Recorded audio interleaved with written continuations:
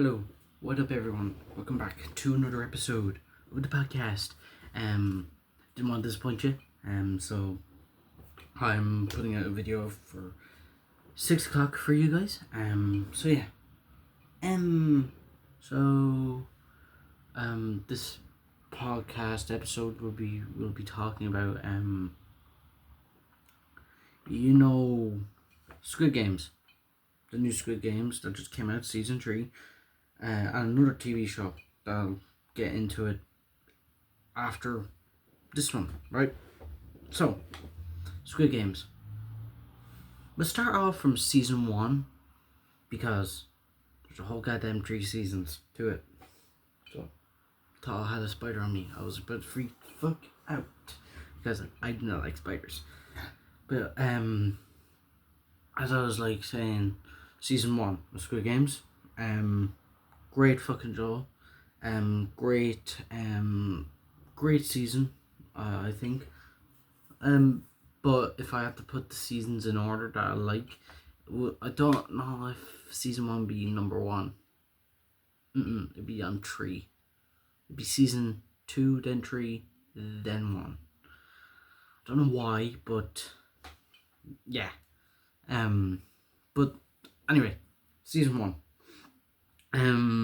So as you all know, or if you don't know, so basically there's the main character. I'm not good with his name, Gion. I don't know if I'm doing player 456. That's how I'm gonna say. He is a gambler. He has a kid. He has stuff. He's nearly in death, right? So one day he's at a train station and he misses his train. Then this guy comes over and says, "Do you want to play this game that's in Korea?" And it's like a well-known game in Korea where you slap an envelope, and if it flips, you win, and if you don't.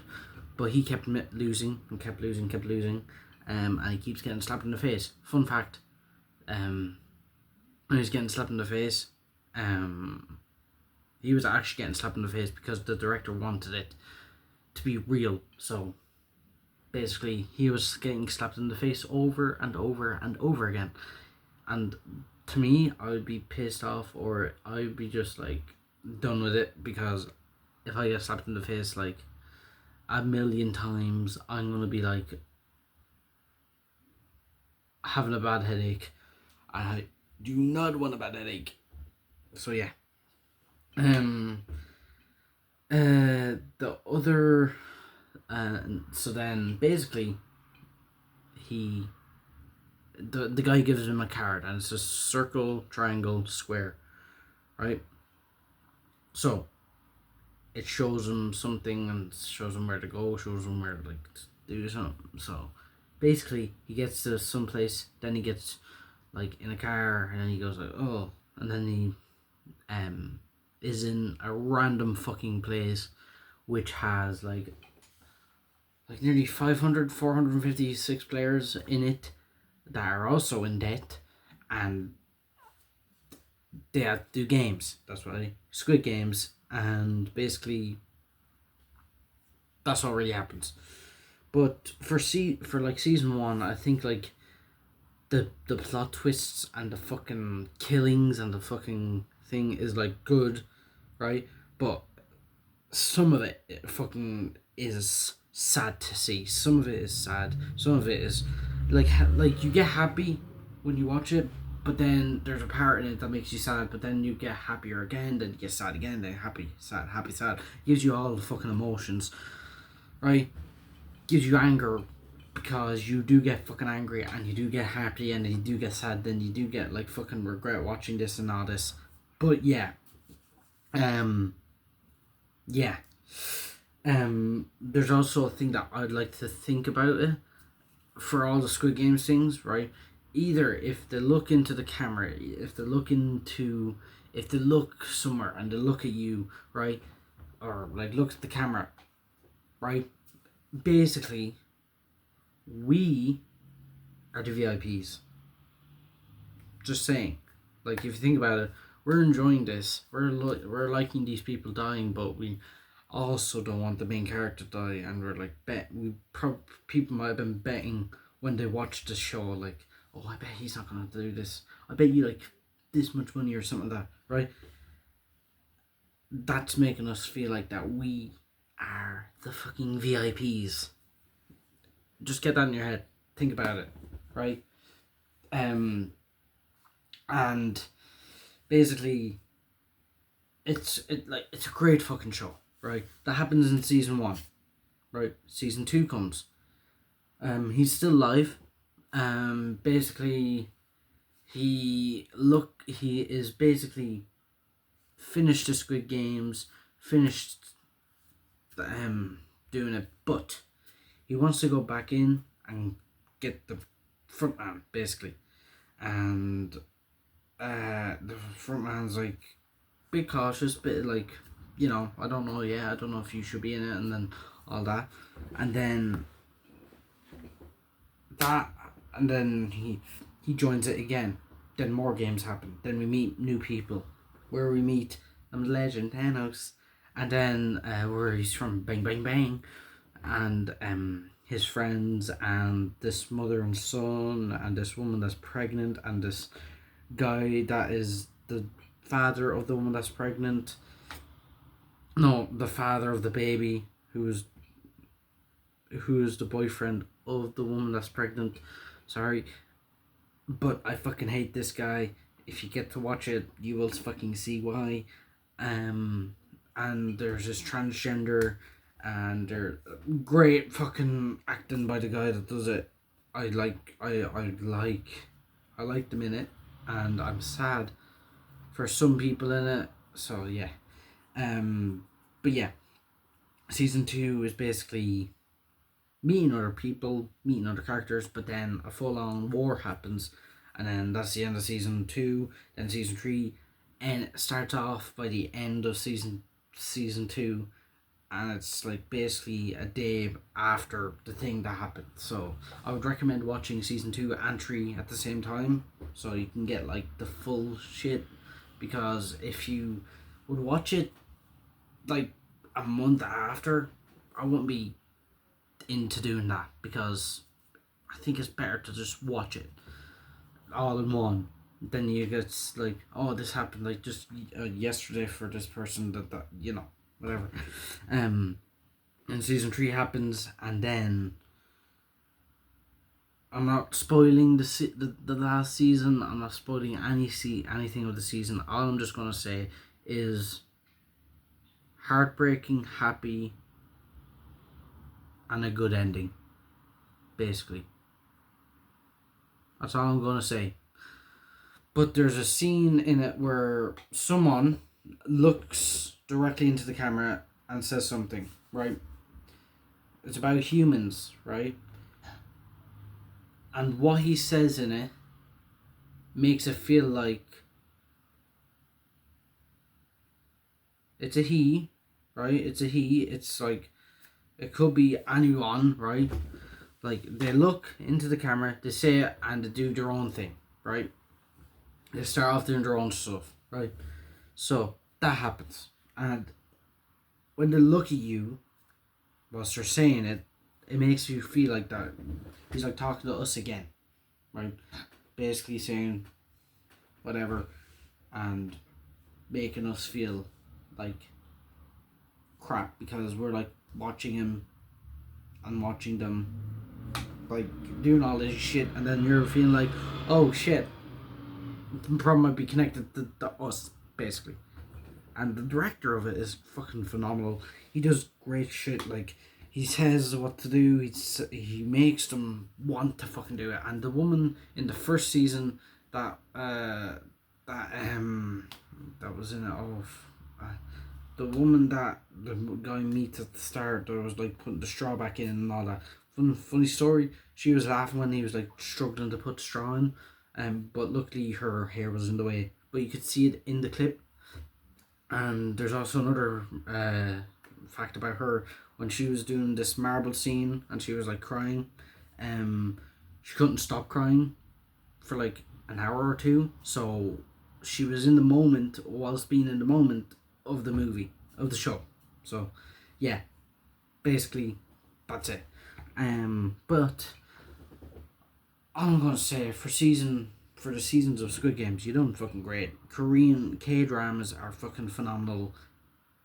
Everything that got to do with K drama or anything with Korean TV shows, phenomenal, great. I'm gonna watch more. Literally, I will watch more. But yeah, and what I'm thinking, basically is they're setting up for an American one, for me. Like I think they're gonna set up an American one. Hopefully they will, but it'd be great if they do, right? Because you get to see all of your American guys, but you can probably bring in like Korean actors, Korean people, mix them together.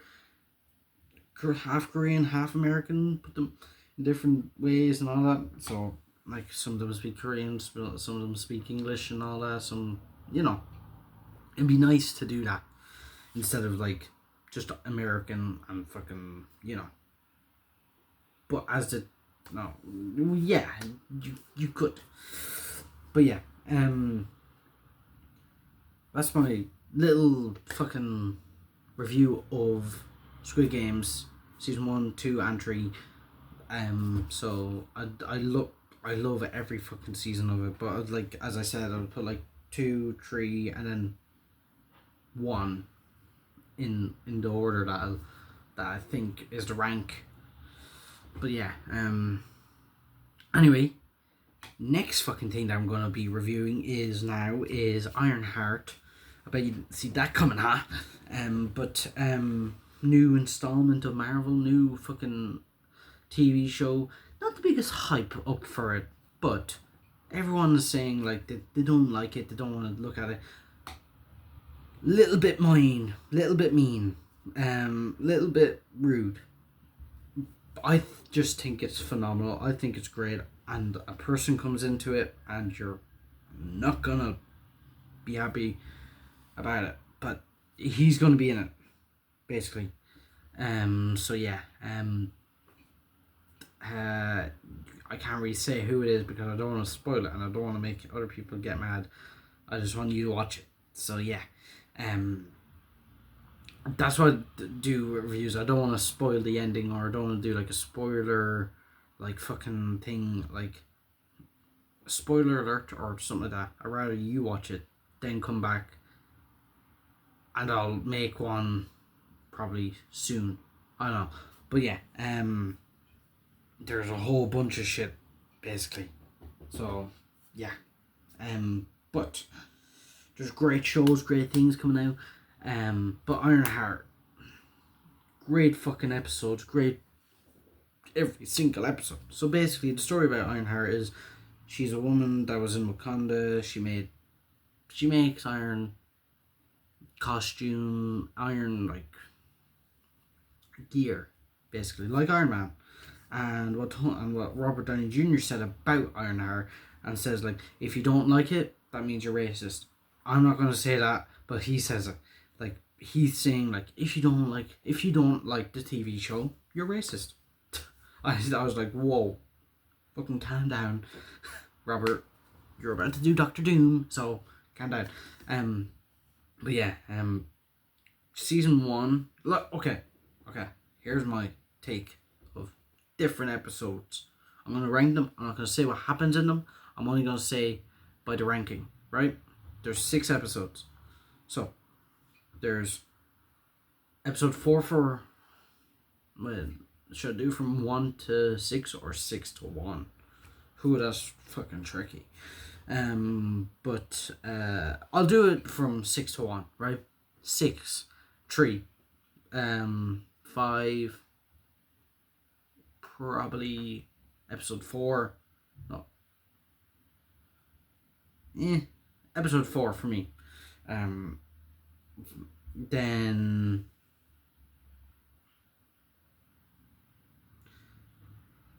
fourth one is episode 2.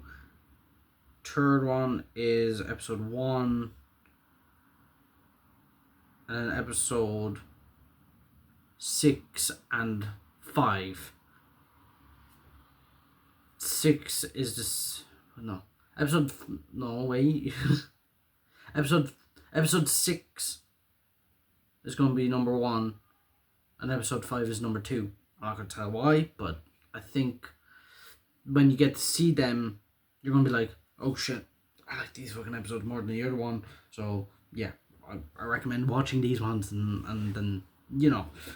But, because episode 6, oh lord, there's going to be something in it, and you're going to be like fucking mad. You're going to be mad at the person, or you're just going to be like, okay, this is going to lead up to something else, and we're all fucking doomed, basically.